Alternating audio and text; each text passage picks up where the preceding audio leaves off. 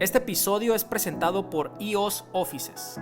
Con presencia en las ciudades más importantes del país como obviamente Ciudad de México, Monterrey, Guadalajara, Querétaro y ahora en Culiacán, Sinaloa, EOS Offices ofrece espacios flexibles que te inspiran a trabajar como un cowork privado, salas de juntas y oficinas para corporativos.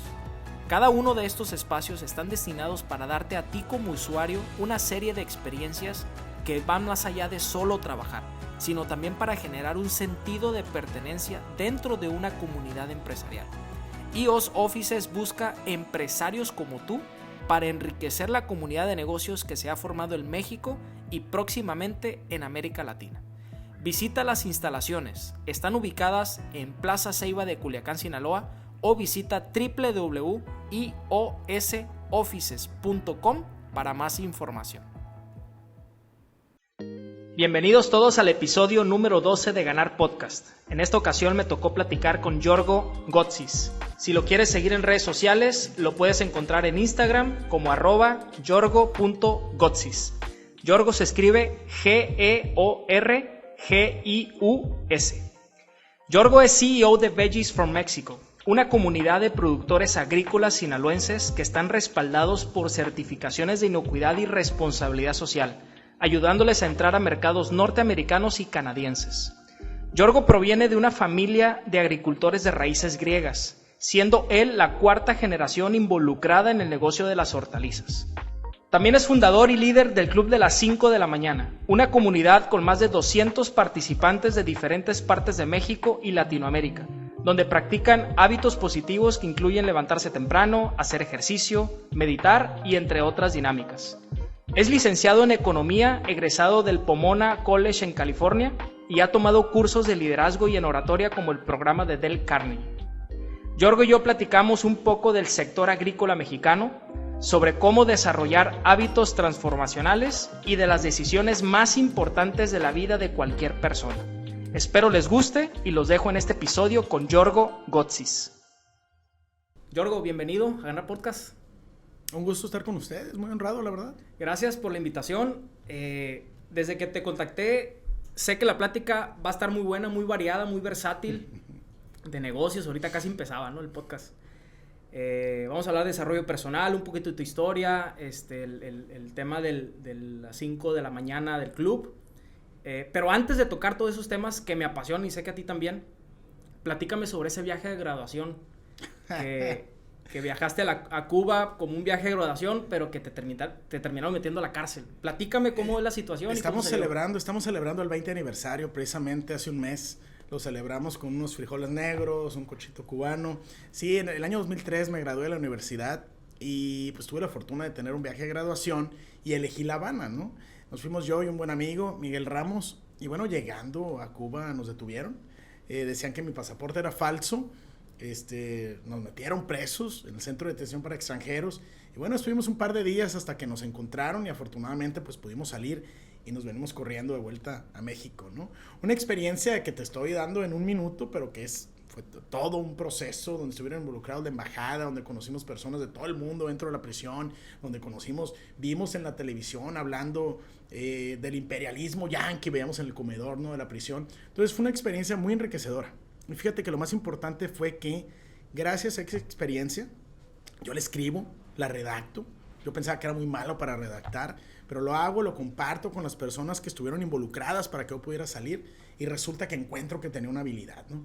Una habilidad que desde entonces se fue convirtiendo en columnas, en diferentes periódicos, en diferentes revistas y un que otro poema para alguna chava por ahí, ¿no? Entonces terminó siendo algo muy enriquecedor esos días en la prisión. Oye, pero a ver, ¿conociste la cárcel? Sí, claro, estuvimos detenidos ahí. ¿Cómo es una cárcel en Cuba? ¿Qué pretexto te pusieron los de migración? A ver, platícame un poquito más. Mira, no era necesariamente una prisión convencional, sino que era un centro de detención para extranjeros que aparentemente tiene un poquito más de nivel y mejores condiciones. Ellos argumentaban que mi pasaporte era falso, sin embargo no tenían muy claro el por qué. Otros decían que era periodista. Había una marcha contra la embajada cubana y la embajada española un día después del que yo llegaba y comentaban que yo iba a cubrir esa marcha contra estas embajadas, que yo era espía y así estuvieron inventando diferentes argumentos. Me llevan allá a la prisión, yo estuve preso con mi compañero Miguel, un amigo que iba conmigo, y con un muchacho de Etiopía. Durante la noche entró un italiano, lo sacaron, luego entró un colombiano, pero era una prisión para extranjeros, ¿no? Tuve la fortuna de que nos dieron pollo ese día. Aparentemente tenían 3 meses que no les daban proteínas, según comentaban mis compañeros presos. Y también decían que tenían 15 días que no los sacaban a un pequeño patio que era de, no sé, de 8x5, a tomar un poquito del sol. Entonces nos fue bien. Nos cobraron, ya que salimos, nos cobraron el checkout era a las 12, entonces nos cobraron $25 la noche por haber estado presos. ¿Qué edad tenías? Yo tenía 22 años. 22. Sí. ¿Y te asustaste o lo tomaste más como algo de aventura? Me habían sentenciado 45 años. Entonces yo dije, bueno, pues me voy a poner a dar clases de inglés a los demás compañeros, vamos a jugar juegos de Latinoamérica contra el mundo. O sea, yo ya empezaba a ver cómo íbamos a sacarle provecho al estar ahí presos en Cuba. ¿Qué pensó tu familia de esto? ¿Cómo recibieron la noticia o cómo te comunicaste con ellos? No, me fue imposible comunicarme. O sea, yo llego un día a las 3 de la tarde y ellos me encuentran al otro día como a las 4 de la tarde. Ellos obviamente estaban asustados, marcaban a la aerolínea y les decía, sí llegó, pero en el hotel decían, aquí no se ha presentado. Entonces empezaron a buscarnos por todos lados. No faltó el tío vago que dijo, no, vamos a una comitiva, tenemos que ir a buscarlo a Cuba. Se estaba haciendo un grupito para ir a buscarme. Afortunadamente, en una agencia de carros del aeropuerto, les dijeron, ayer se llevaron a 2 mexicanos detenidos al centro de detención. Entonces, una vez que se enteran de eso, buscan la manera de encontrar la manera de comunicarse. Y una vez que nos encuentran, pues empiezan a mover, empiezan a ver aquí con relaciones exteriores y afortunadamente se resolvió de un día para otro. La verdad que la embajada, no quisiera hablar de política, pero se portaron muy mal porque ellos nos vieron unas 10, 12 horas antes de que saliéramos y nos decían que iba a tomar probablemente semanas el demostrar que mi pasaporte no era falso, porque era uno de los argumentos, ¿no? ¿Y quedaste vetado en Cuba? O sea, ¿ya no has regresado? Y no regresaría. Fíjate que cuando vuelvo y escribo mi historia, me la publica precisamente el periódico Noroeste, después me la publica la revista Comentarios, y en eso pues se sube a las redes. Y me la llegué a encontrar en páginas como elpaís.com, que alguien la subía, o me la encontré en todobebé.com, unas señoras que iban a ir a Cuba y resulta que dicen, oigan, yo me encontré esta historia, ¿para qué no vayas? Entonces, yo ya no me animaría a ir ahorita a La Habana, la verdad. Y me imagino que fue difícil, ¿no? O lo tomaste más como una comedia o como una aventura. ¿Cómo reaccionaste? No, bueno, obviamente cuando regreso sí estaba muy asustado, con mucha paranoia, porque además el día que salgo, llego al hotel y me está esperando un cubano. Oye, chico, ¿tú eres el Yorgo? Sí, le dije, pensé que me iban a dejar preso otra vez. Y no sé si se acuerdan, en el TEC de Monterrey había entrenadores de Cuba, ¿no? Y los traía este señor Valdés. ¿No te acuerdas de Valdés, que se llevaba entrenadores de Cuba? Y él es el que nos contacta y nos enseñó un poquito de la vida del cubano, de la paranoia, de, oigan, los invito a comer a mi casa, pero se va a subir uno y el otro se va a esperar y luego se sube después y te vas a esperar en la esquina de la cuadra. Entonces sí llegué con mucha paranoia, sí llegué valorando mucho la libertad que teníamos aquí en México. Obviamente, pues tú sabes los amigos, ¿no? Que, pues, ¿qué andabas haciendo? Y andabas de vago y te empiezan y me molestaba, o sea, me sentía ofendido. Sin embargo, esta sensación me duró realmente un mes, un par de meses y esa historia se fue convirtiendo en, como te digo, una bendición. Principalmente por el tema de la redacción, por el tema de... Me di cuenta que tenía ciertas habilidades que yo desconocía. ¿Y cómo sigues ahorita ya después de esa experiencia que descubriste que te empezó a gustar la escritura y que eras bueno para la escritura? ¿Cómo la sigues practicando? Sigo siendo columnista en algunos periódicos, sigo participando por medio de Cádiz con el Debate, 1 o 2 veces al mes. En algunas revistas también he sido columnista. Me gusta escribir también mis propios ensayos o trabajos y los publico en mis redes. Y bueno, me tocó dar un de los Fuck Up Nights hace aproximadamente un mes, hablando precisamente de esta historia de Cuba. Y alguien me pregunta ahí, pues qué padre, pero ¿cuándo vas a escribir tu libro? Y yo creo que es uno de los objetivos que tengo, el poder escribir un libro. A mis niñas, cuando las llevo en las mañanas a la escuela, les cuento un cuento que nunca termina. Cada día el cuento se va alargando y van saliendo nuevas aventuras. Me dicen, papá, pues escríbelo para que así te hagas tan exitoso como el de Harry Potter. Entonces, no sé por qué lado nos vamos a ir. No sé si por el lado de hábitos, por el lado de la fantasía, por el lado de la poesía. pero no me queda duda que antes que me vaya a este mundo vamos a tener algo por ahí escrito. ¿Y ya tienes algún avance o estás totalmente en ceros? ¿Ya tienes alguna idea en la cabeza? He iniciado, tengo algunas ideas. Fíjate que parte ha estado enfocado en el tema del crecimiento personal, donde estoy tratando de hacer una mezcla del tema de hábitos, del tema de comunicación, e incluso un poquito involucrando algunos temas, digamos, ¿cómo llamarlo? Energéticos, ¿no? O sea, lo que es la repetición de ciertas frases, lo que es la lectura de ciertos tipos de...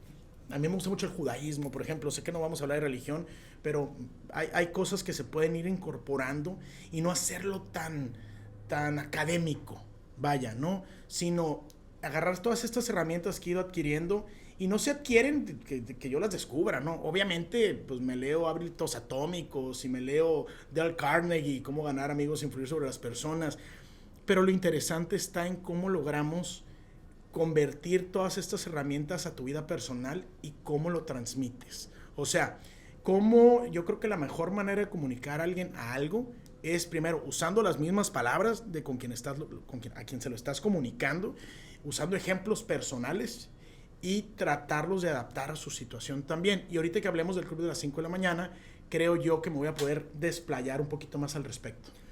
A ver, Yorgo, yo considero que muchas de las personas que te ven desde afuera te catalogan en el sector agrícola, ¿no? Sí. O sea, por la empresa familiar, los grupos a los que perteneces, es tu expertise, ¿no? Pero yo considero que pocos saben, o por lo menos desde mi perspectiva, esta área de tu vida del desarrollo personal, de los hábitos, de la espiritualidad. Platícame cómo empezaste a llegar a ese mundo, porque creo que ahorita platicábamos antes de prender las cámaras que la empresa familiar está desde tu bisabuelo, ¿no? Es correcto. Y creo que has desayunado, comido y cenado el tema agrícola. Pero ¿en qué momento te empieza a llamar la atención el rollo del desarrollo humano? Yo creo que se inicia no hace mucho, probablemente hace unos 4 o 5 años, y se inicia con el tema de la meditación. Estuvo aquí en Culiacán un muchacho que se llama Juan Carlos Martín o Juan Lucas Martín. ¿Estuvo aquí en Culiacán? Él estuvo en Culiacán hace unos 3, 4 años. ¿En serio? Un poquito antes de la pandemia. Órale. Se aventó una plática aquí de 5 horas. Digamos su plática esta que es cortita, donde te enseña herramientas de tapping, te enseña herramientas de meditación, de visualización, y las empecé a poner en práctica, ¿no? Principalmente el tema de la meditación, y empecé a conectar con sensaciones y con emociones que no me había tocado vivir. Empieza uno a seguir explorando el tema de la meditación y empiezas a verla como incluso hasta en programas, no sé, de política norteamericana o temas muy avanzados en cuanto a desarrollo personal, que estas personas tan poderosas están usando estas herramientas. Entonces empiezas a ligar una cosa con otra, y esto a la vez pues se convierte en la lectura de libros relacionados con el tema. Joe Dispenza, por ejemplo, Deja de ser tú, entre otros libros. Me voy también a un retiro de Juan Lucas a Cancún un fin de semana, y te das cuenta el cómo aplicar estas herramientas empiezan a cambiar tu vida. Pero alguien dice, no, pues es que es un tema hasta medio mafufo, podría decirse. Sin embargo, también está comprobado en el tema de la manifestación, que dicen, no, es que hay que manifestarlo, hay que agradecerlo antemano. Y sí, podrá sonar, pues todos podemos a lo mejor decir, yo me imagino manejando este tipo de coche, viviendo en este tipo de casa. Sin embargo, por ahí hay algunos estudios que te dicen que no necesariamente es algo que estás manifestando energéticamente, sino que hay un cambio biológico dentro de ti que hace que tu pensamiento y tu metabolismo se enfoquen en lograr ese objetivo.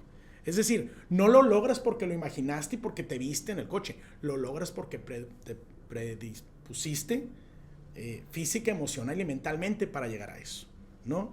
Entonces, de ahí continuó con Robin Sharma, el Club de las 5 de la mañana, y fíjate, muchos de estos libros yo los leía para presentarlos a los técnicos de las agrícolas, porque me decía mi equipo de trabajo, oye, yo voy a hablar de responsabilidad social, yo voy a hablar de inocuidad, yo voy a hablar de la Ley Federal del Trabajo, oye, Yorgo, pues danos una plática, ¿no?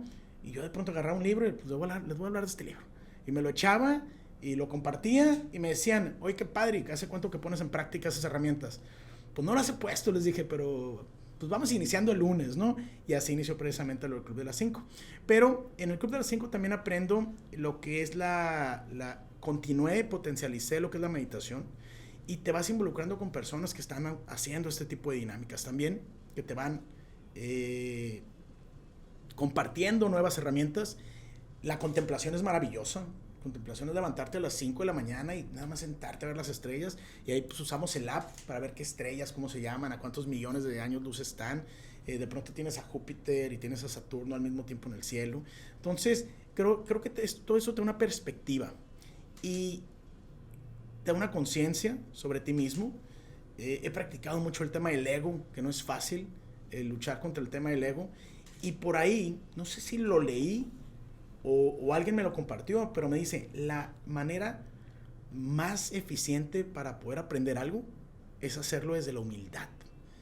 Y tiene mucho sentido, porque, no sé, digamos un graduado de Harvard y un graduado de una universidad más sencilla, o alguien que ni siquiera estudió una carrera, si tú le vas y le dices al graduado de Harvard, oye, te quiero enseñar unas herramientas, te va a decir, hey, yo me lo de Harvard, ¿qué me vas a venir tú a enseñar? Y a mí me tocó trabajar y ser amigo de gente muy sencilla que está ávida de aprender.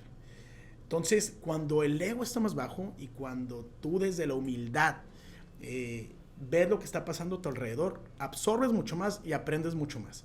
Y eso lo adquirí precisamente gracias al Club de las 5 también. A ver, Yorgo, me llama mucho la atención que hayas tocado el tema de la manifestación, de la meditación y del ego. Uh-huh.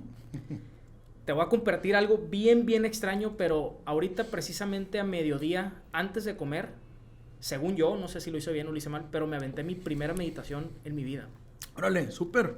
Unos 25 minutos. No sé si lo hice bien, sinceramente, no sé si fue más porque me relajé, porque casi me duermo, o realmente me hizo efecto la meditación. La verdad, no lo sé, pero es algo que he tenido en la mente hace algunos meses. De empezarlo a hacer. Me da mucha curiosidad. Antes, si tú me hubieras preguntado hace 3 años de eso, yo no quería en eso, ¿no? Pero háblame, ¿cómo meditas y cómo lo haces? O sea, ¿cómo lo haces y qué beneficios tienes? Vamos empezando por ahí y ya después te voy preguntando más cosas. Mira, la meditación es muy sencilla. La manera más sencilla de meditar es respirar. Es una respiración profunda, continua, de preferencia haciéndola sentado. Te voy a ser honesto, no todas las veces lo hago sentado, pero es mucho más poderoso si lo haces sentado, con las manos sobre las rodillas, porque no te quedas dormido, ¿no? Y eso es muy importante desde mi punto de vista en la meditación. La manera más sencilla, como te digo, es respirar. Y esto lo que logras es alcanzar una paz interior, logras controlar la ansiedad por lo que estás viviendo o por lo que estés pasando. Y yo lo que he hecho es, a veces busco meditaciones en Spotify, y a mí las que más me gustan son precisamente las de Juan Lucas, que las tiene ahí sin costo. Sin embargo, si es la primera vez que las escuchas, te suenan hasta ridículas, no las entiendes, porque te hablan de temas que son difíciles de comprender. Pues le agradezco a mi intestino está feliz, y mi corazón está feliz, y mi mente está feliz, y como que hasta te puedes llegar a reír de las mismas, ¿no? Sin embargo, como vas estudiando más el tema o empiezas a leer más del tema, lo vas entendiendo mejor y lo vas potencializando mejor. Algo de lo que habla una gran cantidad de meditaciones es de un ser superior. Y ese ser superior, y no sé, que probablemente no es tema de conversación, pero hay quienes, y él te lo dice, hay quien lo llama Cristo, hay quien lo llama Alá, hay quien lo llama mi yo superior, hay quien lo llama como tú quieras, ¿no? Sin embargo, yo he logrado, y no muy seguido, estar en comunicación con el ser superior. Y puede llegar a ser un guía para ti. Y eso de lo voy a consultar con la almohada, me lo dijo Juan Lucas en el retiro y lo he puesto en práctica, ¿no? Tú una noche te haces una pregunta y dices, ayúdame, quiero durante la noche tener una respuesta certera, y funciona. Y no es difícil, no requiere de mucho trabajo, ni requiere ser un budista del Tíbet, ¿no? Es simplemente intentarlo antes de acostarte, hacerte la pregunta y dejar que se te venga la respuesta. Entonces, como te comento, hay muchos libros al respecto. Me gusta estudiar un poquito de la cábala también, judía. Soy católico, cabe mencionarse. Pero es con la práctica con lo que se logra. Y es muy fácil perderlo, porque si te vas un fin de semana de vago al Velasco, o cuando te vayas de vago, de vez en cuando me voy de vago. Me invitas a la próxima. No, claro. Pues sí te pega, ¿no? Porque ese equilibrio se pierde, ¿no? También. No es fácil. Mantenerte, por ejemplo, a las 5, levantándote a las 5 todos los días, tienes que cambiar tu vida de una manera drástica. Pero cuando lo logras, ves el cambio. Ves el cambio no nada más físicamente, lo ves en tu trabajo, lo ves en tus resultados, y es como si solo lo ves hasta en lo financiero. ¿Me entiendes? Te empiezan a salir todas las cosas bien, pero es mucho sacrificio. Y tienes que aprender a decir no a todas esas tentaciones que tenemos alrededor, ¿no?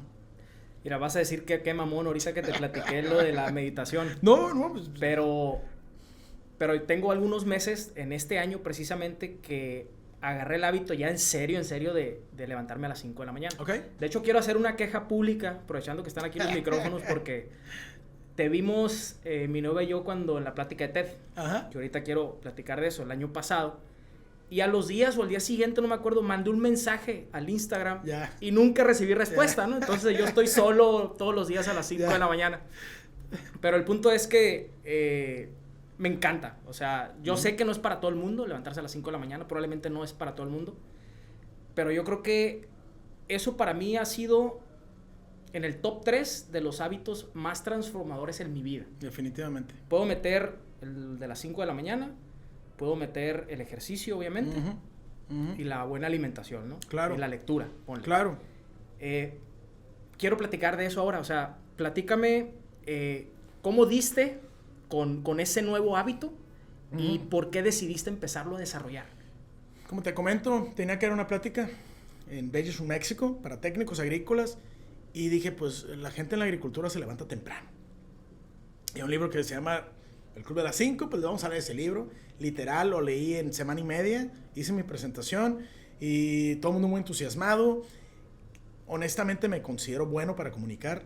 Entonces, la gente se entusiasmó. ¿Y cuánto tiempo? Igual, ¿cuánto tiempo tienes levantándote a las 5? Pues la verdad, no, nunca me he levantado a las 5. Pero ¿qué tal si empezamos el lunes? Entonces, iniciamos más o menos unos 25 personas y esto fue evolucionando y de pronto, oigan, yo quiero conocer más del club. Pues el sábado les voy a dar una plática a las 5:30 para que se levanten temprano y que el que esté interesado que participe. Y fue evolucionando, se fueron incorporando más personas de Culiacán, de pronto se incorporaban personas de Sonora y luego salió uno de Baja California y que tengo un primo en México y que mis amigos de Guadalajara y llegamos a ser hasta 200 personas, por ahí una venezolana, una de Honduras, se incorporó una española un tiempo. Y ahorita que me comentas del mensaje, yo hacía todo, ¿no? Yo contestaba mensajes, leía el grupo, hacía calendarios. Y fue al final de cuentas eran generaciones, cada generación eran 66 días, por lo que marca el libro. Llegamos a ser unas 14 generaciones más o menos. El club continúa, no está tan formal. Hay algunas personas que lo continúan liderando. Yo por temas personales me alejé un poquito, unos meses. Te soy honesto, yo quisiera estas dinámicas, tanto la del club como algunos proyectos que traigo en temas de comunicación, empezar a monetizar, empezar a ofrecerlo a las empresas, incluso yo creo que en el tema del crecimiento humano, o sea, en el tema del crecimiento personal, hay una oportunidad en todos los niveles socioeconómicos, ¿no? En el Club de las 5 tenemos personas que hacen todo tipo de trabajos de toda la República y la gente está ávida de aprender. La gente, le hablabas de meditación, había algunas personas que nunca habían escuchado ni siquiera la palabra meditación y que te decían, oye, pues mi mamá empezó a meditar y no sabíamos ni qué era la meditación. O un músico de Ciudad de México me dice, pues yo había dejado de leer, yo 25 libros leídos en 6 meses, gracias al Club de las 5. Entonces, la gente está ávida de aprender, pero quiere que se lo digas en su idioma.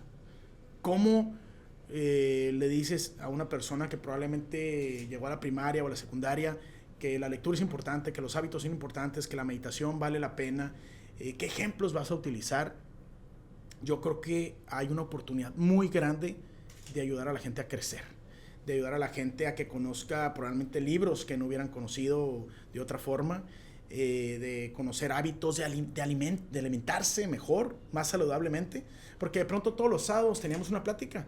De pronto alguien levantaba la mano, oigan, yo les quiero hablar de nutrición porque soy nutriólogo, ¿no? Y de pronto alguien, yo les voy a hablar de criptomonedas, y yo les voy a hablar y de pronto se institucionalizó que todos los sábados había una plática de alguien interno del club. Entonces, ¿cómo llegamos a las masas? Ya todo el mundo tiene un celular, ¿no? Ya todo el mundo sabe cómo bajar una app. ¿Cómo le hacemos a alguien que se atreva a decir, yo voy a pagar 20 pesos al mes, pero estoy dispuesto a integrarme a un club de lectura, estoy dispuesto a levantarme a las 5, estoy dispuesto a hacer ejercicio? Y además que tú le digas, es que hacer ejercicio no es irte al gimnasio y no es correr 5 kilómetros diarios. Hacer ejercicio es probablemente levantarte en la mañana y darle una vuelta a la cuadra de tu casa, porque los hábitos así se generan. Cuando le dices a alguien, los hábitos se generan poco a poco. ¿Quieres leer un libro? El primer día abre y lee la primera página. Y el siguiente día le lees otras 3 páginas. Y eso es hacer el hábito, el hacerlo todos los días, poco a poco. Fíjate, ahorita es cierto que dices que la gente tiene mucha necesidad de aprender y de pertenecer. O sea, se me hace muy curioso que tú te preparaste una semana antes, diste la plática, y de ahí mismo se empezó a formar ese grupo, ¿no? De las 5 de la mañana. Yo creo que si alguien hubiera tomado la iniciativa, no sé, hubiera querido formar una empresa desde cero con la intención de formarlo, posiblemente no lo hubiera logrado.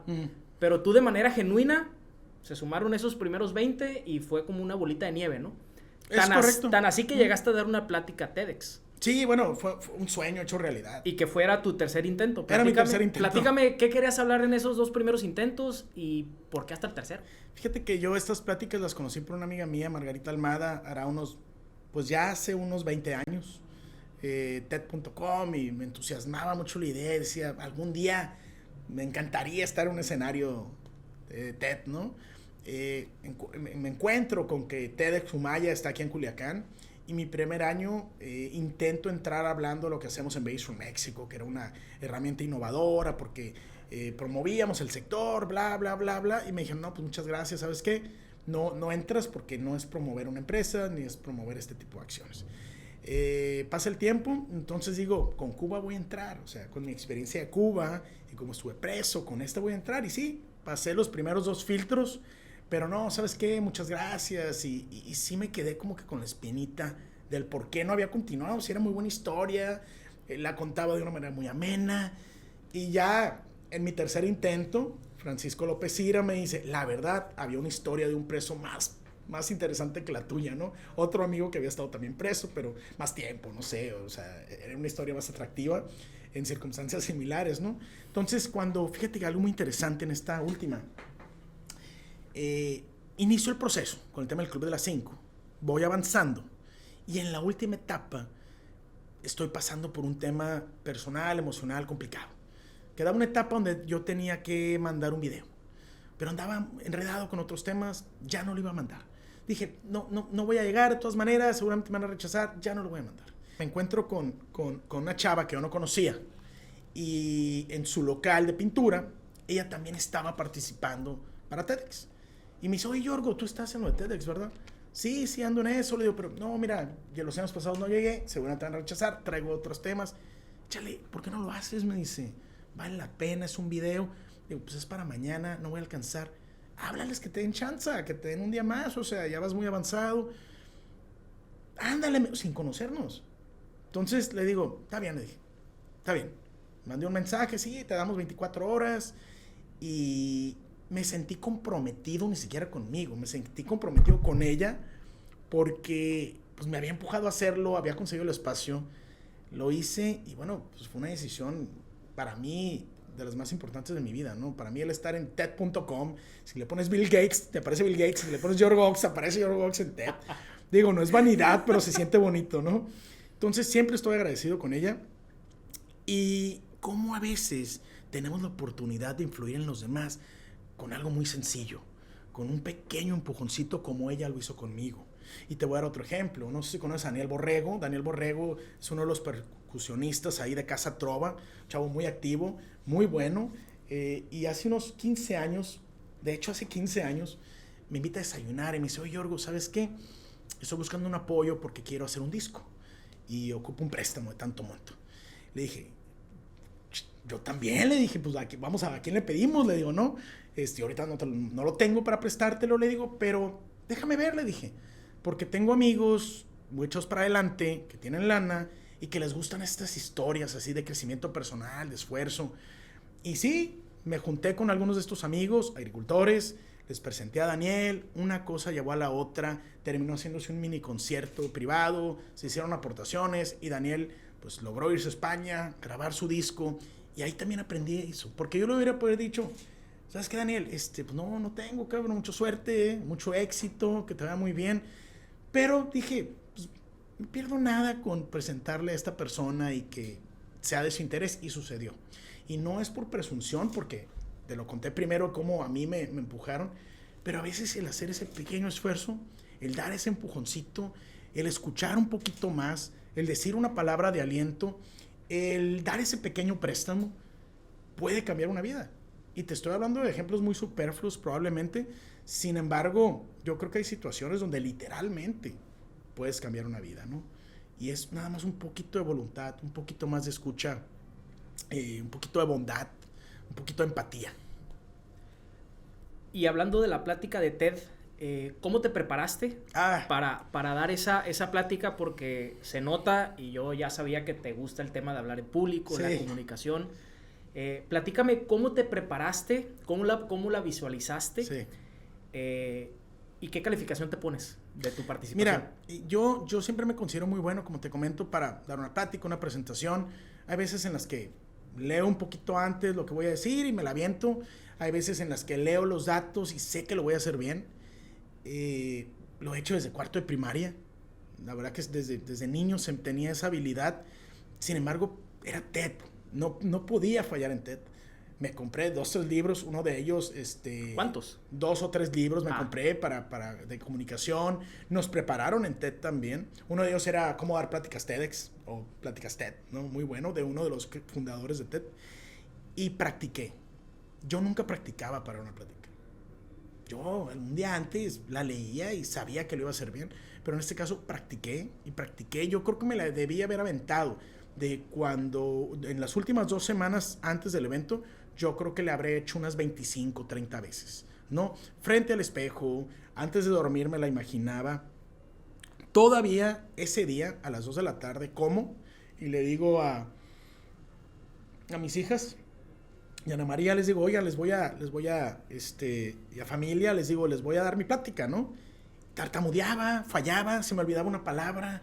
Decía, no puede ser, en 3 horas y sigo fallando. Entonces, esto fue a las 3 de la tarde, me voy al TEC, me la aviento 2 o 3 veces en el TEC antes de la plática, y pues llegó el momento, ¿no? Y me paro, me ponen mi micrófono, empiezo, se me despega el micrófono mientras estoy dando la plática, me lo pego un poquito sin que se note mucho, y esa es mi experiencia cuando hago una plática. Puedo estar bien nervioso, puedo estar fallando, pero en el momento, la verdad, como que me entra algo y lo hago bien. No sé cómo explicarlo, pero en especialmente fue práctica y práctica y práctica. Y te voy a decir una cosa, uno escucha a estos grandes speakers, ¿no? Que te hablan pláticas motivacionales y te hablan de cosas, que sales inspirado.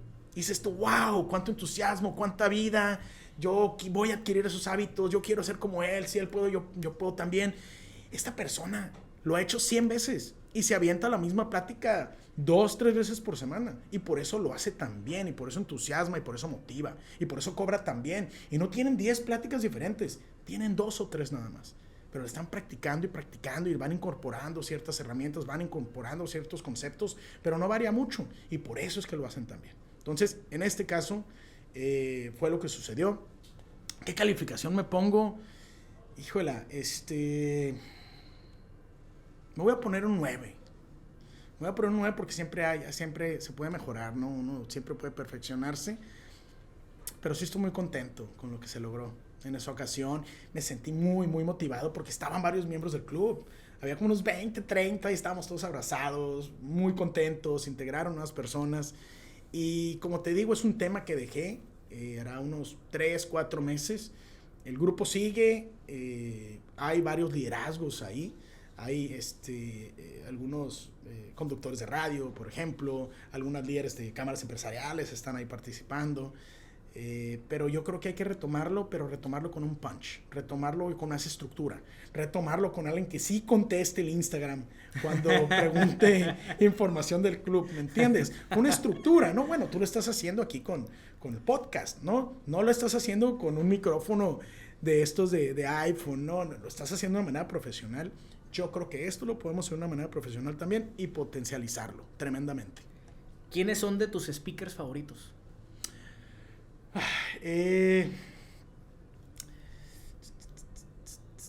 Mira, como te digo, Juan Lucas Martín me gusta mucho por su sencillez para hablar. Obviamente Martin Luther King pues tiene varios speech muy inspiradores, pero yo creo que más que speakers favoritos, yo me fuera más a escritos favoritos, o a, por ejemplo, Víctor Frank, que no es un speaker, pero es un autor que muy inspirador, con ensayos muy inspiradores. Me encanta. Obviamente Robin Sharma, Dale Carnegie, Es el máster. es un rey. Le he escrito a Fundación Carnegie unas 4 o 5 veces en los últimos 6 años para que pongamos una franquicia aquí en Culiacán. Pero no, me han dicho que todavía no hay mercado para el tema. Y obviamente es por ahí algunos blogueros, ¿no? Que uno sigue, ¿no? Que los Otrava, Tony Robbins, está Mel, se me fue el apellido, la de 5 Second Rule, por ejemplo, también muy buena, entre otros. ¿Cuál es tu top 3 de pláticas TED que te gusten mucho? ¿Sabes qué? Me gustan mucho, no necesariamente una en específico, pero toda la que tiene que ver con el sistema solar me apasionan. Cuando están hablando de planetas y están hablando del universo y están hablando de las estrellas, esas, porque me da una perspectiva muy amplia de lo que somos, ¿no? Entonces, me gustan mucho también las que tienen, hay unas que son como TED, pero como caricaturescas. Me gustan mucho las que están relacionadas con la mitología griega. Pues de alguna manera me relaciono con lo griego, ¿no? Entonces hay unas específicamente sobre leyendas griegas, me gustan mucho. Hay una que se llama, es de una morenita, se me fue el nombre.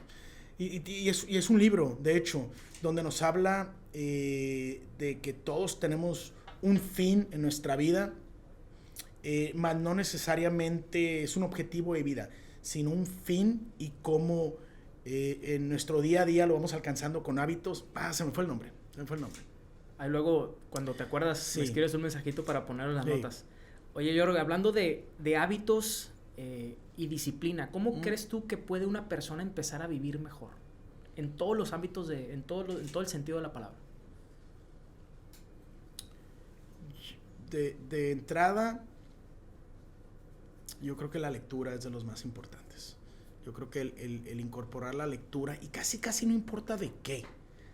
O sea, obviamente hay lectura que no es buena, pero yo creo que todo alimenta, desde una novela hasta una novela histórica, hasta una motivacional. Yo creo que todas alimentan. Yo creo que esa es una de las principales herramientas que tenemos para ampliarnos nuestra perspectiva, para ampliar nuestro mundo, para conocer nuevas culturas, para conocer nuevas herramientas. Yo creo que la lectura es lo más importante, junto con el ejercicio. O sea, el ejercicio, cuando tú lo vives todos los días, físicamente te permite enfrentar todas las circunstancias que estás viviendo en el día a día. Probablemente después viene el tema de la alimentación. Yo tomo adaptógenos, que son prácticamente hierbas encapsuladas, que te ayudan a potencializar también tu metabolismo. Hay que tener fe, definitivamente. Y algo que he aprendido, principalmente los últimos 2 años, es a tener una actitud positiva. Y a pesar que te lo dicen y lo escuchamos todos los días, no es sencillo ponerlo en práctica. no es fácil el pensar positivo. Desafortunadamente estamos acostumbrados a pensar de manera fatalista, a pensar que las cosas van a salir mal. Pero cuando cambias esta dinámica, cuando cambias tus pensamientos, probablemente no dejas de tener los mismos problemas que antes, pero sí los enfrentas de otra manera, ¿no? Y como dice Víctor Frank precisamente, en El hombre en busca del sentido, dice él que todas las personas pasamos por caos, todas las personas tenemos situaciones complicadas, ¿no? Pero el reto es cómo vas a enfrentar estas situaciones. ¿Cómo cambias tus pensamientos? Con todo lo que ya mencioné, obviamente, pero aprendiéndote a hablar a ti mismo, escuchándote, cachándote en tus pensamientos. ¿Cómo es eso? Siendo consciente de cuando, voy tarde, seguro me van a regañar, pero cachándote cuando estás cayendo en eso y diciéndote, no, vamos a quitar eso, todo va a estar bien, vamos a llegar a tiempo, no va a haber tráfico por la Obregón, el día de hoy no va a pasar esto, y a lo mejor va a haber tráfico, y a lo mejor va a haber todo lo que no quieres que haya. Sin embargo, ya tu actitud ante las situaciones y los resultados son diferentes. Y regresando un poquito al despertarte a las 5 de la mañana. Sí. Platícame cómo se ven tus primeras 2 horas del día. ¿Qué rutina tienes? Bueno, como te comento, lo del club lo dejé, ahorita ya me levanto un poquito, 5:30, 6, sí. ¿No? Pero lo convencional es 20 minutos de ejercicio. Y un poquito lo que marca la literatura, tampoco es algo propio. Son 20 minutos de ejercicio que puedes irte a correr, 15, 20 minutos, a veces un poquito de estiramiento, un poquito de pesas. Los siguientes 20 me ha tocado hacer contemplación, como te comentaba. A veces me pongo a rezar, un Padre Nuestro, un Ave María. Me gusta rezar por personas de las que probablemente no muchos se acuerdan. Me acuerdo de la tía que falleció y que no tuvo hijos y que no tuvo familia, o de aquel primo que ya no se menciona. Como que me gusta acordarme de personas que no tienen quien les lleve, digamos, flores el Día de Muertos, ¿no? Y a veces le dedico tiempo a ellos, le dedico tiempo a familiares queridos también que han fallecido, con una pequeña oración. Me gusta meditar también en esos 20 minutos y me aviento alguna meditación de Juan Lucas. Ya están ahí en Spotify. A veces me hago mis propias meditaciones. O sea, me las escribo y me las digo. O sea, las dicto. Yorgo, vas a contar hasta 10. Estás viendo cómo te relajas, cómo tu cuerpo se va relajando. Me hago mis propias meditaciones y le pongo las características de lo que yo quiero tener o lo que yo quiero lograr. Por ahí tengo un par. Aunque tradicionalmente uso las que ya están. Sin embargo, lo he hecho. Y los últimos 20 minutos, media hora, pues es un poquito a veces me avento algunas pláticas TED, leer algún libro, que es básicamente los últimos minutos. Generalmente ayuno, entonces me preparo un café y he aprendido a hacer café con el B60, que es como un embudo, ¿no? Donde mueles el café y hay cierto procedimiento para ir preparándotelo de una manera muy fresca. Y quizás no me queda muy rico, probablemente me quedaría mejor probablemente una cafetera profesional, pero el hecho de estarlo haciendo, el hecho de estarme distrayendo con eso, hace una diferencia en tu día. Súper importante tender tu cama, y lo dice, no recuerdo el nombre del general del libro Make Your Bed, pero tender tu cama de verdad que funciona, es el primer logro que tienes en el día, y creo que puede llegar a marcar una diferencia si tú tiendes tu cama. Insisto, no es idea mía, lo agarré en un libro, lo pongo en práctica y funciona. Generalmente ayuno en las mañanas. Por algún tiempo estuve haciendo una dinámica donde escuchaba música clásica mientras veía imágenes diversas que me había recomendado un especialista en el tema, con el objetivo de hacer despertar neuronas que normalmente ya estaban dormidas, por decirlo de alguna manera. Entonces esa combinación te generaba ciertos cambios, ¿no? Neuronales. Siento que me sirvió mucho, siento que lo disfruté mucho. Llevo a mis hijas a la escuela todos los días, invariablemente las llevo a la escuela, me encanta platicar con ellas. Yo creo que una de las responsabilidades más importantes que tenemos es ser padre cuando lo eres y dedicarle el tiempo a tus hijos, casi agendar el tiempo con tus hijos. Desde mi punto de vista, si queremos generar personas de bien, si queremos generar personas con mucha autoconfianza, exitosas, tenemos que darles cariño, atención, escucha a los hijos. Yo creo que es de lo que mejor sé hacer. Y no es por presumir. Quiero tocar ese tema.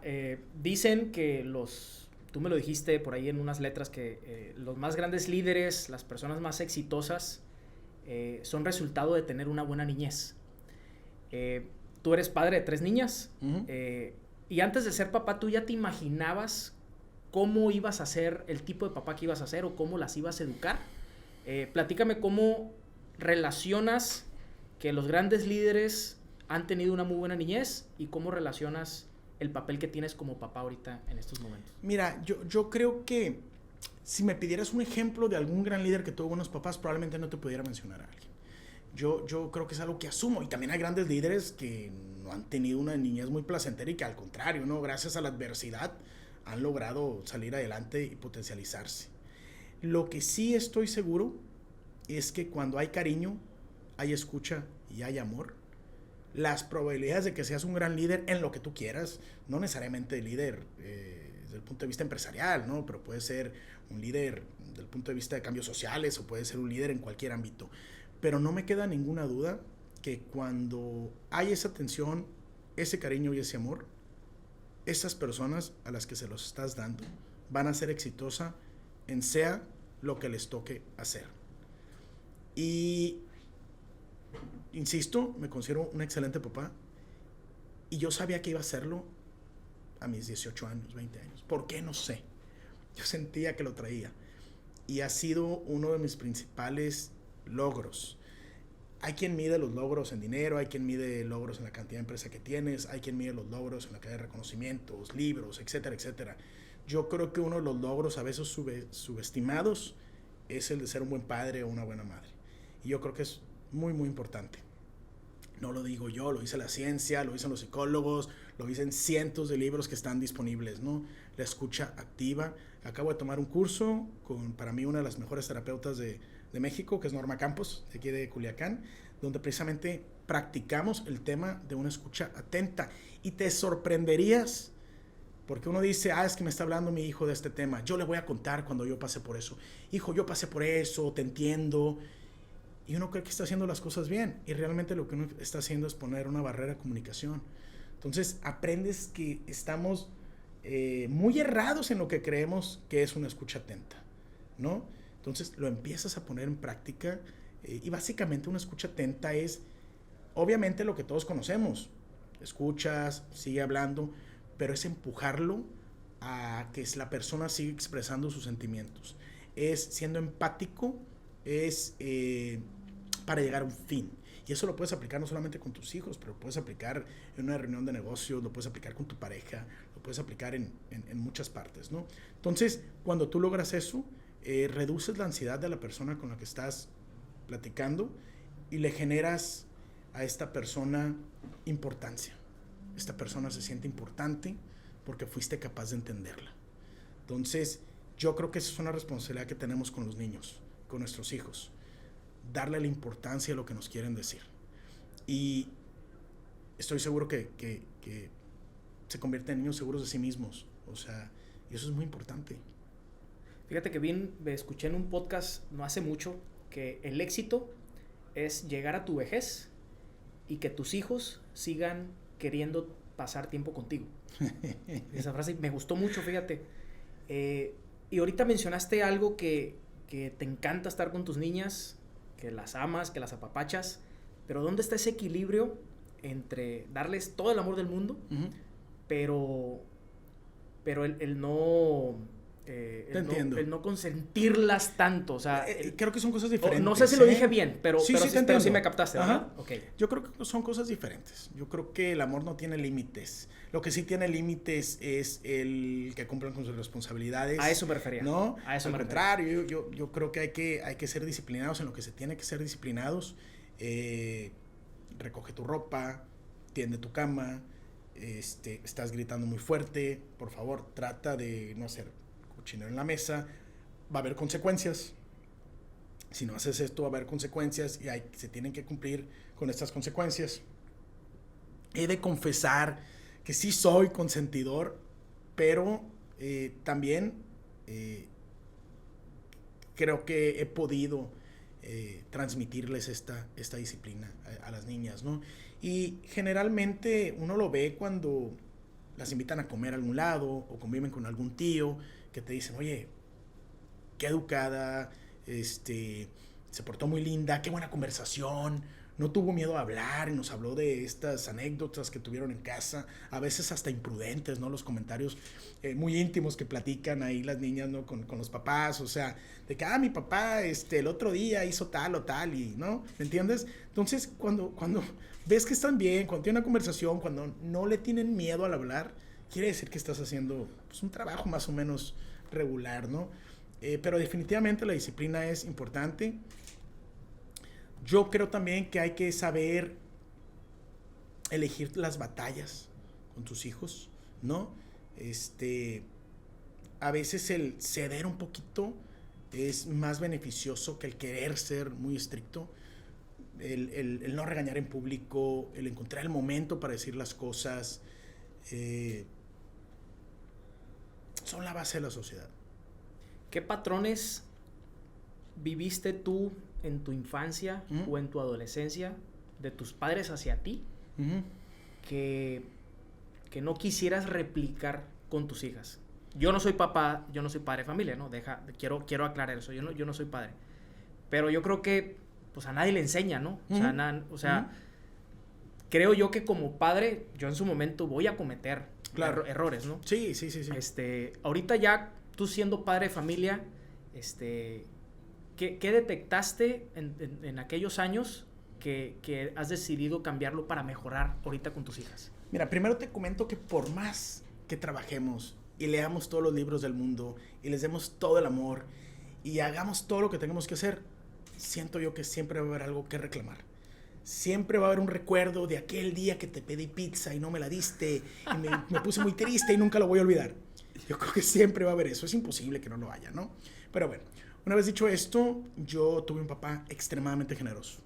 Un gran ser humano que siempre nos trató, además de con mucho amor, con mucha generosidad. Y me hubiera gustado que hubiera sido un poco más disciplinado con nosotros, ¿no? Y eso es precisamente agarrar lo bueno de él. Agarré, creo yo, al menos con mis hijas. Y también lo que yo considero que pudiera todavía mejorar lo que yo recibí. Y yo creo que esa conciencia es lo que hace que esto valga la pena, el que estemos conscientes. Ahorita tú le dices a una señora probablemente de 60 años, 65 años para arriba, oye, estás haciendo esto, ve a terapia o cámbialo. Te dicen, no, a mí no me vas a cambiar. Yo soy así, no me vas a cambiar, pero no. Entonces, creo que los jóvenes de ahora, los chavorrucos de ahora, tenemos más conciencia y tenemos más herramientas a nuestro alrededor y queremos, ya nos atrevemos a ir a terapia. Yo le recomiendo la terapia, es una maravilla. Si tú le decías a tu papá de los 80s que fuera a terapia, te decían, estás loco, o sea, déjate de cosas, no es de hombres. Y yo creo que la terapia es algo maravilloso que te ayuda muchísimo. Entonces, me perdí. Pregunta, te lo retomo con él. Sí. Dime. No, bueno, y de mi mamá, yo creo que mi mamá siempre ha sido, mi papá falleció hace 3 años, mi mamá siempre ha sido una persona muy preocupada por nosotros, un poco de más. Y yo creo que tenemos que ser cuidadosos de guardarnos a veces nuestros miedos, de decir, o sea, no me gusta que se suba a ese escalón porque se puede caer y se puede quebrar la pierna, pero realmente sé que no va a pasar, me lo voy a guardar, ¿no?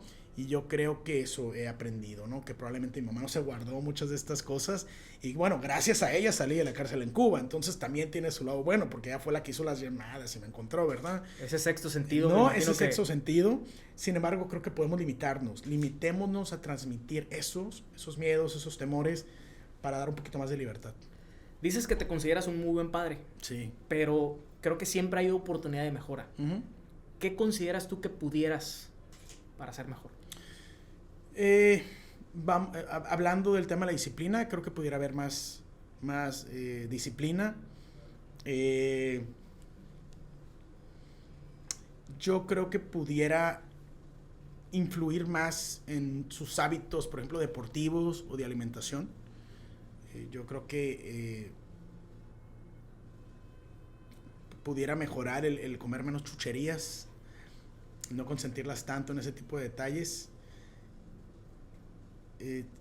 Y en el tema del deporte, yo creo que pudiera fomentarlo. Y fíjate que es un área que yo no lo tuve.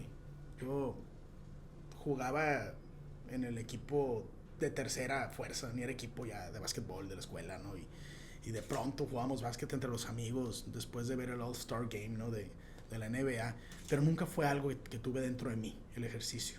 Entonces, lo practico ahora y de pronto me voy a correr y me cuesta trabajo y me encantaría poderlo incorporar más en ellas. Muy bien, excelente. Hablando ya ahora en el tema profesional, Yorgo, quiero entrar un poquito en el tema de liderazgo, el tema de dirección de empresas. Pero antes, ponnos en contexto para la gente que no te conoce en el sector agrícola. ¿En qué empresa participas? Muy bien. ¿Y en qué organismo estás ahorita en la dirección general? Muy bien. Mira, nosotros tenemos un negocio que se podría decir que tiene más de 100 años, que se llama Agrícola Boxis. Un negocio que se ha dedicado a sembrar. Pues bueno, fue mi bisabuelo quien lo funda en 1921. Recién llegado de Grecia. Él llegó de Grecia a Sinaloa en el 1920. En el 21 tiene su primer siembra.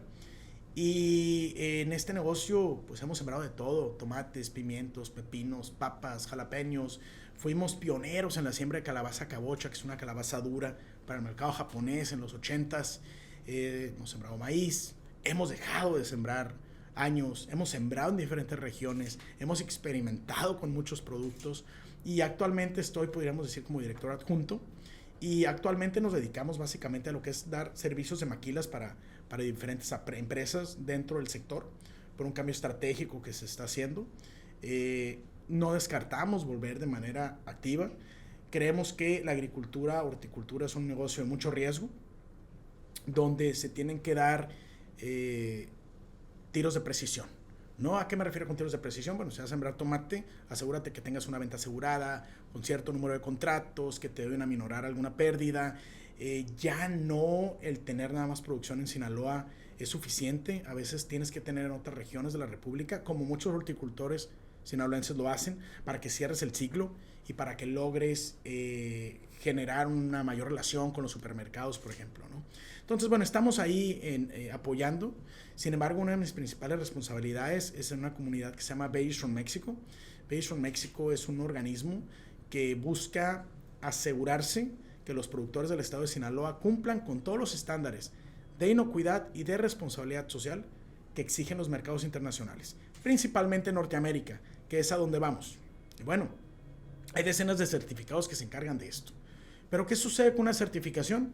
Que llega la certificación, te visitan un par de días y te dicen, nos vemos en un año, ¿no? Nosotros lo que hacemos es que cuando se va esta certificadora, llegamos y auditamos a estas empresas semana tras semana.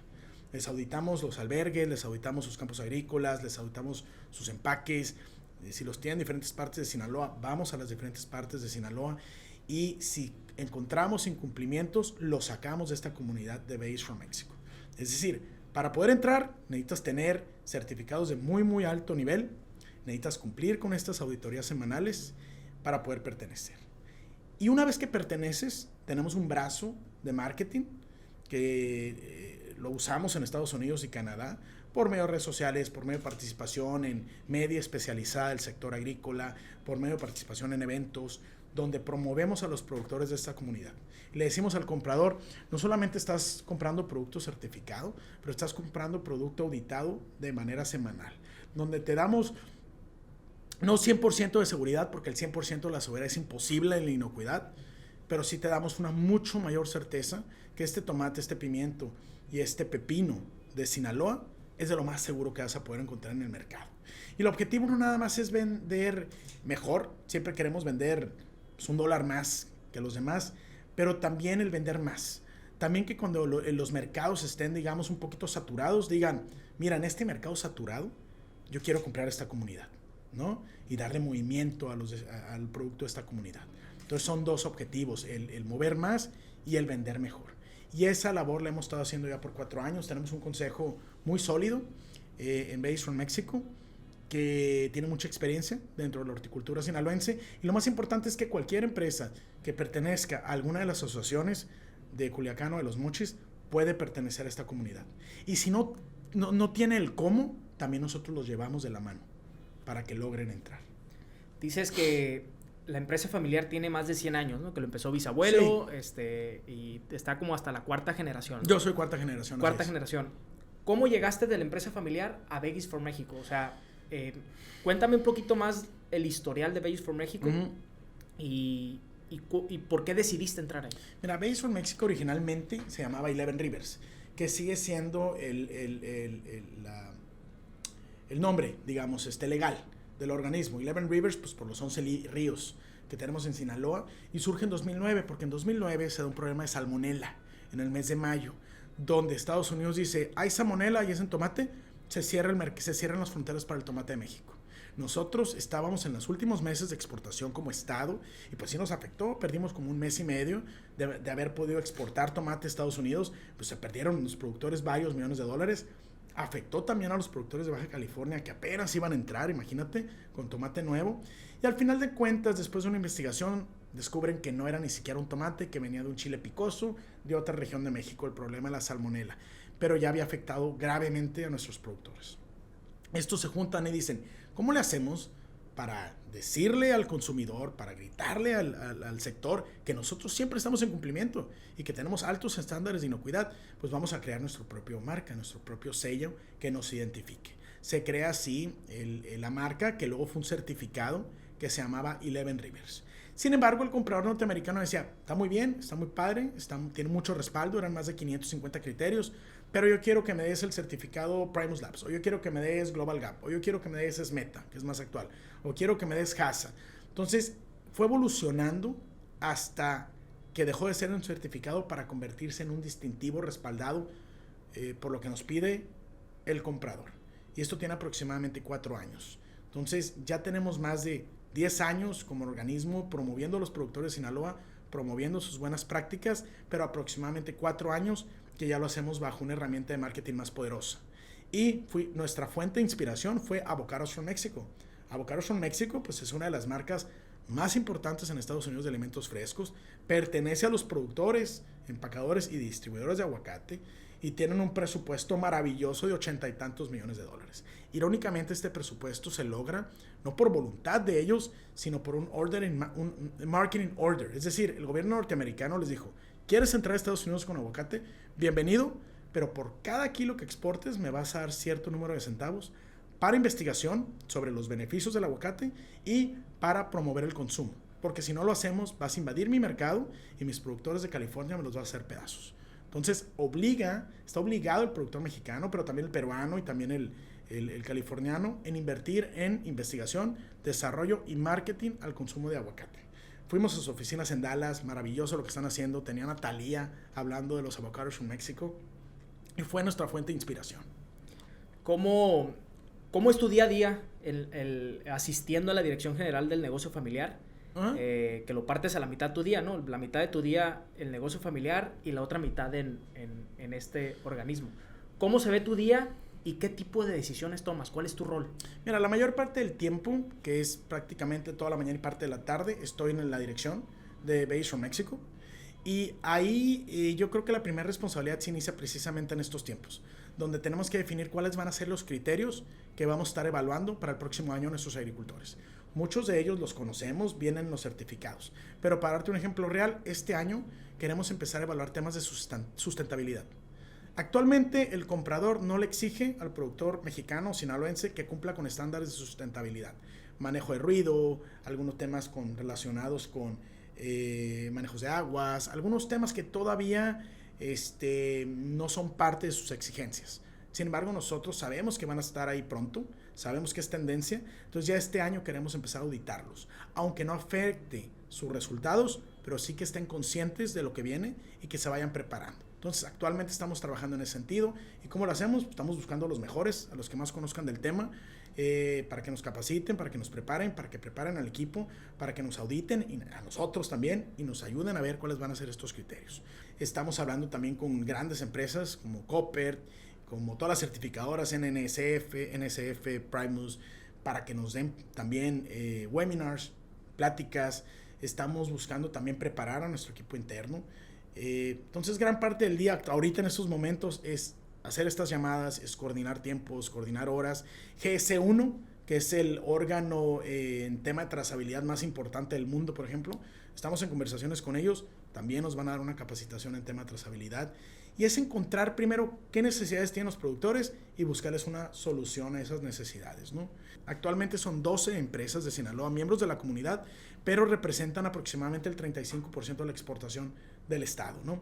Entonces sí es un grupo importante. Estas auditorías pues pueden iniciar a las 8 de la mañana y a veces terminamos a la 1 de la tarde.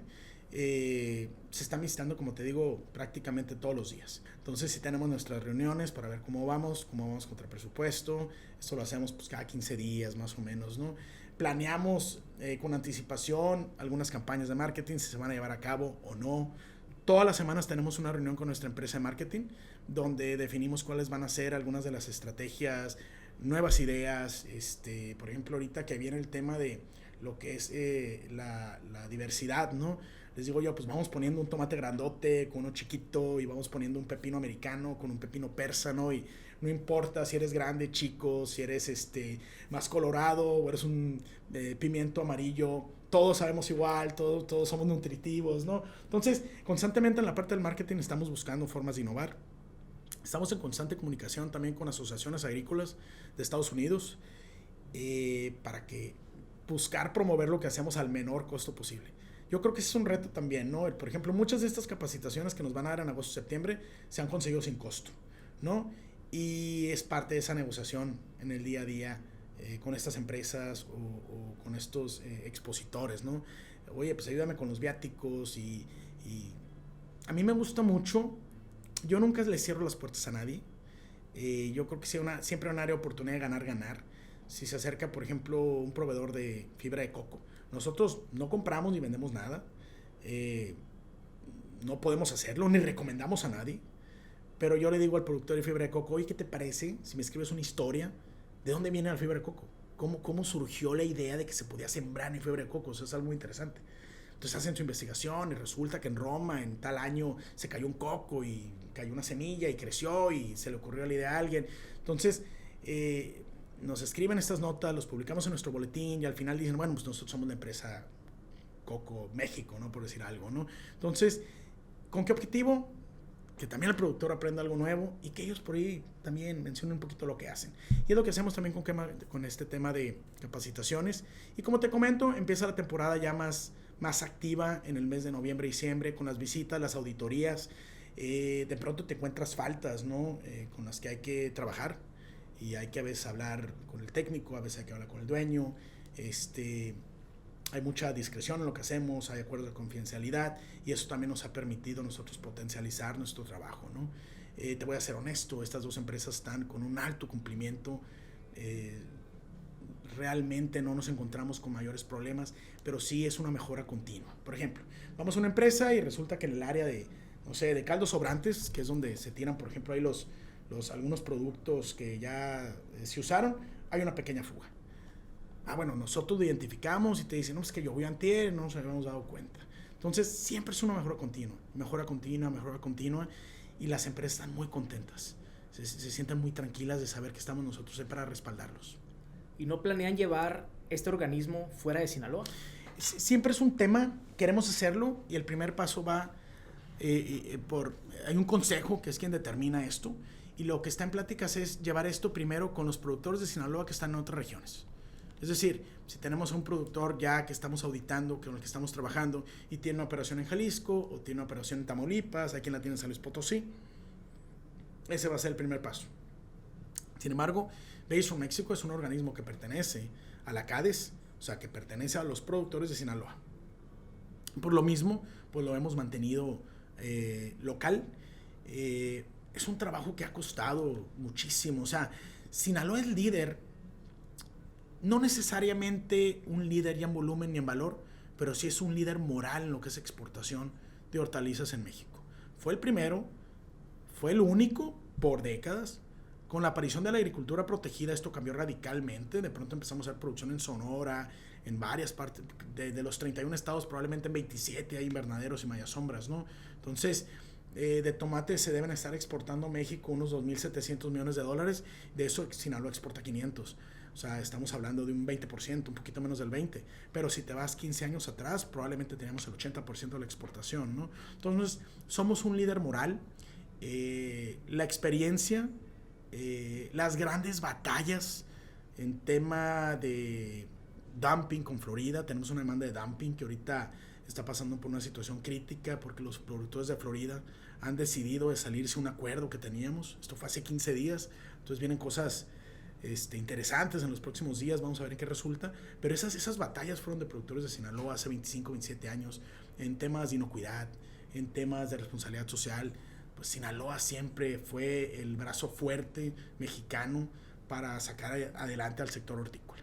Actualmente ya son muchos organismos con los que hay una excelente relación. Están los productores de tomate de Baja California, están PAC, ya hay productores especializados de berries. Entonces, todos estos organismos, y muchas veces también de la mano con el Consejo Nacional Agropecuario, pues ya son una ente más fuerte, más grande, pero desde mi punto de vista, quien fue la base fueron los productores de Sinaloa de hace 20, 30 años. Aquí en Sinaloa hay un mundo de agrícolas, ¿no? ¿Qué beneficio tiene una agrícola para pertenecer a este organismo? ¿Y cómo le harían ustedes para para que se sumen más agrícolas? Me comentas que ahorita hay 12 nada más. Es correcto. Y que esas 12 están súper comprometidas. Sí. ¿Pero qué les falta a las otras agrícolas para sumarse a ese proyecto? Bueno, primero hay que ser miembro de los organismos agrícolas, que la mayoría lo son. Entonces ese paso pudiera decir que está positivo. El segundo es querer. Es querer porque aunque la empresa no cuente todavía con las características, con la disciplina, con las prácticas para poder estar al 100% con nosotros los podemos llevar de la mano. O sea, tenemos un equipo que va y los visita y los guía y les ayuda con los formatos adecuados y les dice qué es los cambios que son necesarios hacer y también les dice cómo no generar un gasto adicional para hacer esos cambios. Entonces los podemos llevar de la mano en ese sentido. Y una vez que este proceso va avanzando, los ayudamos a certificarse, les hacemos auditorías sin costo. Una auditoría por fuera puede ser muy cara, nosotros las podemos hacer a estas empresas agrícolas sin costo. Y obviamente quizás no logren pertenecer a la comunidad el primer año, pero sí un segundo o tercer año. Sin problema pudieran integrarse con nosotros, ¿no? ¿Y por qué vale la pena? Primero que nada, porque tienes a esta persona que te visita 30, 40 empresas agrícolas al año, con mucha experiencia, con muchas tablas, que te va a ir a visitar una vez a la semana. Y te va a compartir herramientas y prácticas que te van a potencializar. Yo creo que ese es el principal motivo. No tienes que andarlo presumiendo ni diciéndole a todos, ¿no? que tienes esa seguridad, pero sabes que la tienes. Y segundo, porque hemos avanzado bastante en los últimos 3 años en cuanto a reconocimiento dentro del mundo de los compradores de Estados Unidos. Yo creo que cuando me tocó llegar a mí a Veggies en 2019, rara vez recibíamos una petición de información para comprar producto. 4 años después, pues recibimos decenas de peticiones mensuales para compra de hortalizas de nuestra comunidad agrícola. ¿Cuál es la responsabilidad más grande que tiene un director general de una agrícola? O sea, por ejemplo, si nos vamos a una empresa más tradicional, no sé, un restaurante, una comercializadora de algo, pues es tomar decisiones, es un tema más comercial, es un tema más de formación de equipos de trabajo. Pero hablando de una agrícola, que te lo pregunto desde mi ignorancia, ¿cuál es la máxima responsabilidad o cuáles son esas actividades fundamentales que tiene que hacer un director de una agrícola? La agricultura, como tú sabes, es tratar con seres vivos. Y hay de seres vivos a seres vivos. Un aguacate, por ejemplo, tú una vez que madura lo puedes dejar en el árbol hasta 3 meses sin cosechar y lo puedes cosechar en cualquier punto. Un tomate, si tú lo dejaste en la planta un día adicional, se te va a madurar y probablemente lo tengas que tirar en empaque o lo tengas que meter en una calidad más baja. ¿Con un día? Con un día. Un día que estuvo más soleado de lo normal, el tomate te alcanzó más color y pues ya probablemente con ese color lo vas a tener que dejar para el mercado nacional porque no te van a dar los días de vida en aquel para llegar al mercado norteamericano. Entonces, como te comentaba hace unos minutos, ¿no? El mejor fertilizante es la huella del agricultor en el surco, porque hay que estar presentes, hay que estar tomando decisiones todos los días. Y fíjate que una de las variables más delicadas actualmente es tener al personal adecuado y tener suficiente personal, porque por más hectáreas que tengas, si no tienes al personal suficiente y adecuado, se te va el cultivo y estás perdiendo dinero. Y es un reto muy fuerte que tenemos ahorita. Yo creo que es muy importante hacer una labor de reclutamiento de personal importante antes de que inicie la temporada. Y fíjate que algunas de las herramientas que están utilizando los productores para hacer esto es dando todavía mejores prestaciones, no necesariamente monetarias, pero a veces dar todavía mejor vivienda, dar mejores instalaciones recreativas.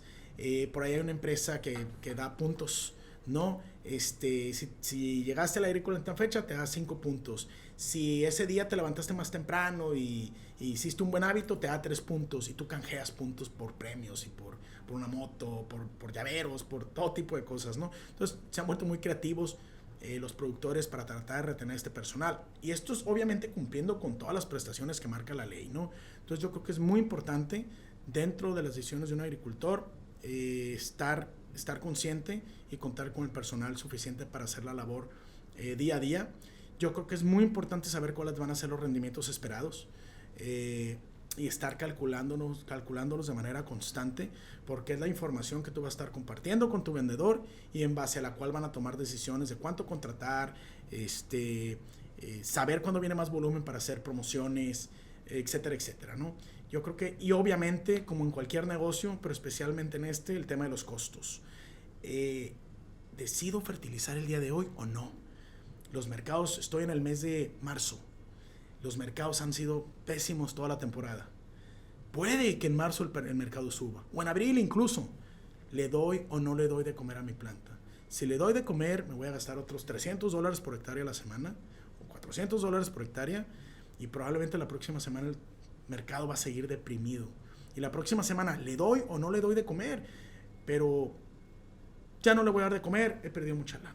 Y alguien que dice, le voy a dar de comer, y en abril se vienen precios espectaculares de, no sé, $30 la caja, lo que tú quieras, y resulta que por haberle dado de comer a la planta y haber cosechado en abril, te sacó adelante toda la temporada.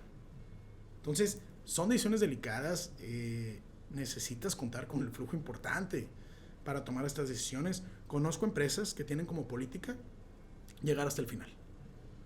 Independientemente de los mercados que se han estado viviendo, hay empresas que mi política es llegar hasta el final con el mejor cultivo posible, porque han vivido la experiencia precisamente de que al final es cuando el mercado sube radicalmente y lo saca de todas las broncas que tuvieron anteriormente, ¿no? Lo mismo con los fertilizantes y con los agroquímicos también. ¿Combato o no combato las plagas? A como se acerca el fin de temporada, enero, febrero, marzo, abril, hay más plagas, más calor, hay que invertirle más a productos biológicos también para eliminar estas plagas. ¿Le invierto o no le invierto?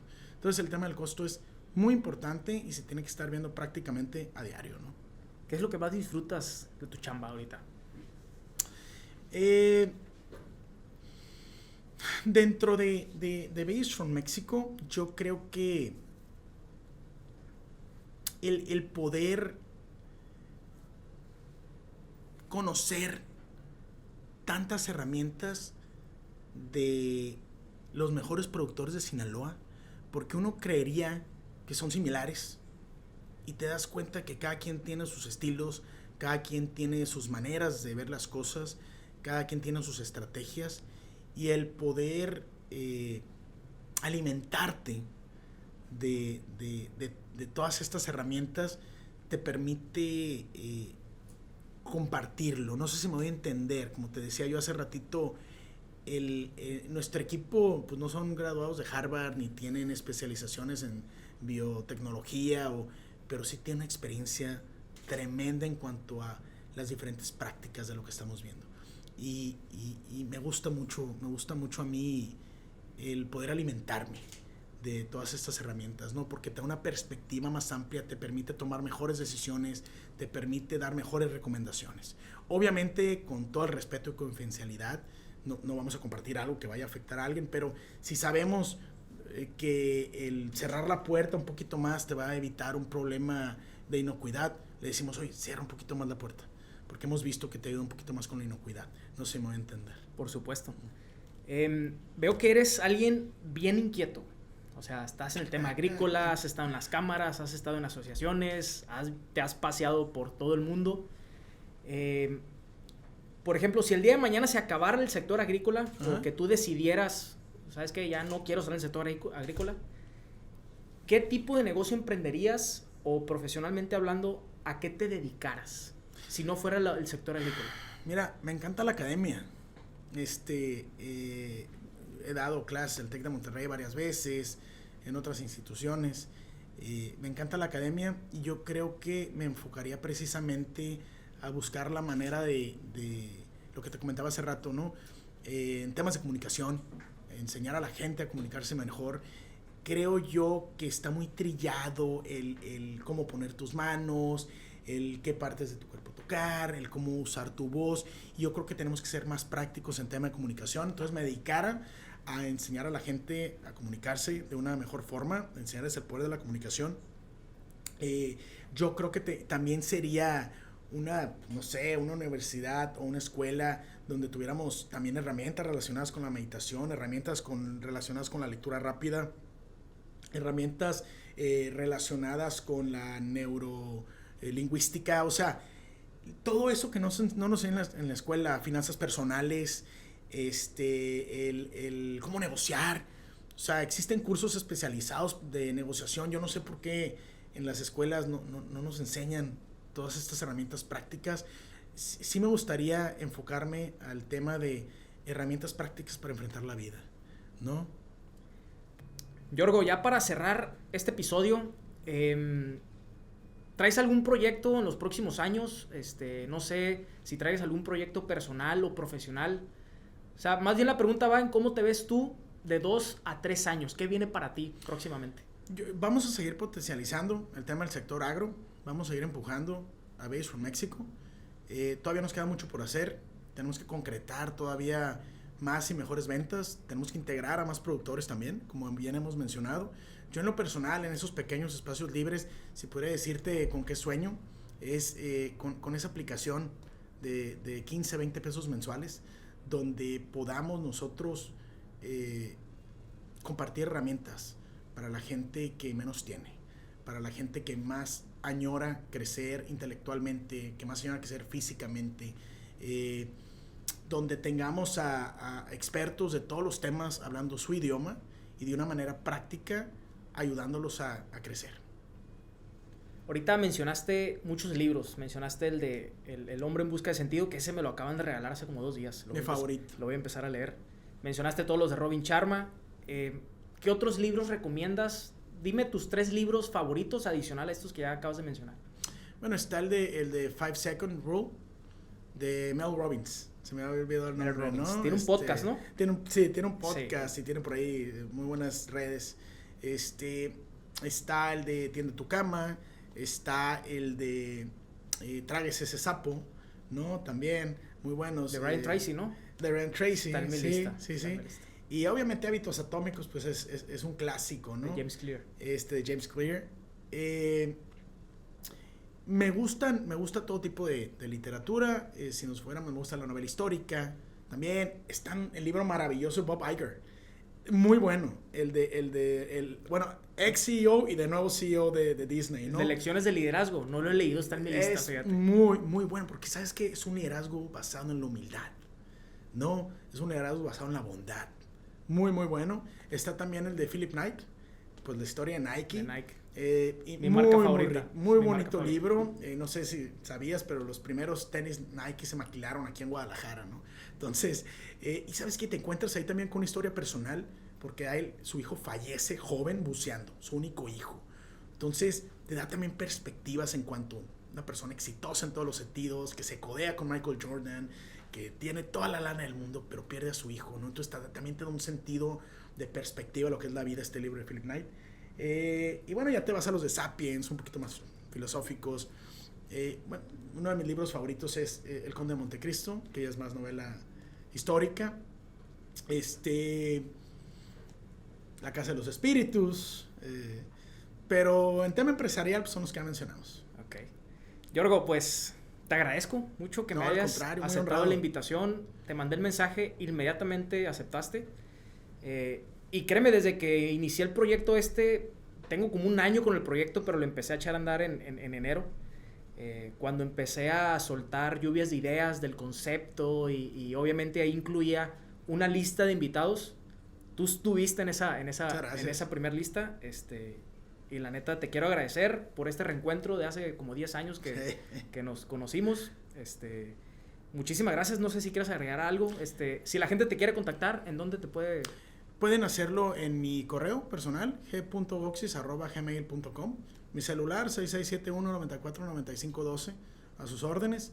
Y el honrado soy yo. La verdad que yo no te auguro más que mucho éxito.